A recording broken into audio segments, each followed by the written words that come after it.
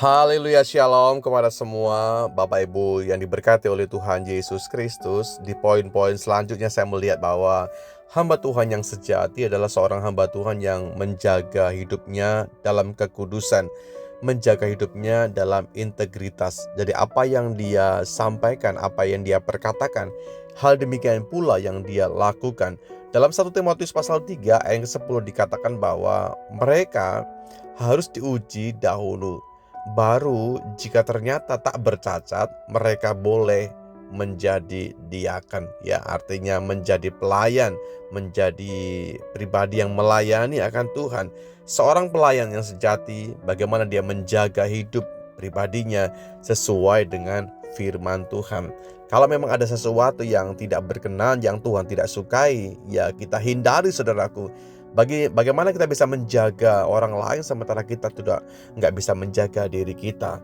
Bagaimana kita bisa mengawasi kehidupan orang lain sedangkan kita sendiri nggak terkontrol kehidupannya? Seorang pelayan Tuhan, seorang hamba Tuhan harus tinggal dalam kekudusan. Berbicara mengenai kekudusan berarti kita dipisahkan dari hal-hal yang bernuansa dosa, dari jalan-jalan yang akan menyeret kita kepada kebinasaan, kepada dosa. Sebab itu kita semua harus berkata bahwa amin buat firman Tuhan. Kita mesti berkata iya di atas iya, tidak di atas tidak. Dan dasarnya adalah firman Tuhan. Kita semua hamba-hamba Allah, kita semua pelayan Tuhan, kita bisa saja tenggelam di dalam dosa. Banyak hal yang bisa membuat kita hanyut, banyak hal yang bisa membuat kita semakin jauh daripada kehendak Tuhan. Sebab itu hamba Tuhan yang sejati, dia menjaga hidupnya, dia menjaga konsisten hidupnya berdasarkan firman Tuhan, bahwa dia akan melakukan segala sesuatu yang berkenan, yang sekehendak dengan Tuhan. Dan seorang pelayan sejati adalah menjaga hidupnya, pribadinya, dasarnya di atas firman Tuhan. Lalu yang berikutnya, bagaimana juga seorang pelayan Tuhan atau seorang hamba Tuhan, dia mengasihi orang yang dia layani. Dalam 1 Korintus pasal 13 ayat kedua, sekalipun aku mempunyai karunia untuk bernubuat, ya, tetapi jika aku tidak mempunyai kasih, aku sama dengan nol, aku sama dengan tidak berarti apa-apa.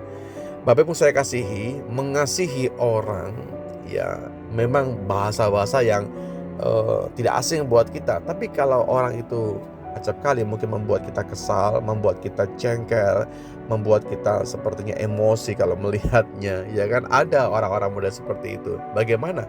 Ya, kasih adalah dasar utama dalam semua bentuk pelayanan kita.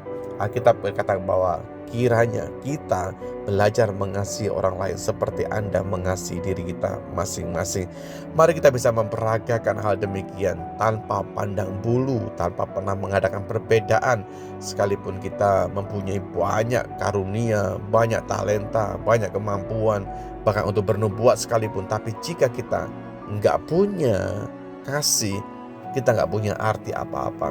Jelas sekali bahwa bagaimana kehidupan kita harusnya mengembangkan kasih. Kasih itu menolong, kasih itu mengampuni, kasih itu memberi, bahkan kasih itu berkorban.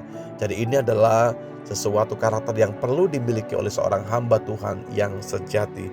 Dia mengasihi orang-orang yang dia layani karena dia mengerti bahwa ketika dia memperagakan kasih, dia sementara melakukan firman Tuhan. Dan kita semua bukan hanya paham dan tahu saja, tapi kiranya kita menjadi pelaku-pelaku firman yang sejati.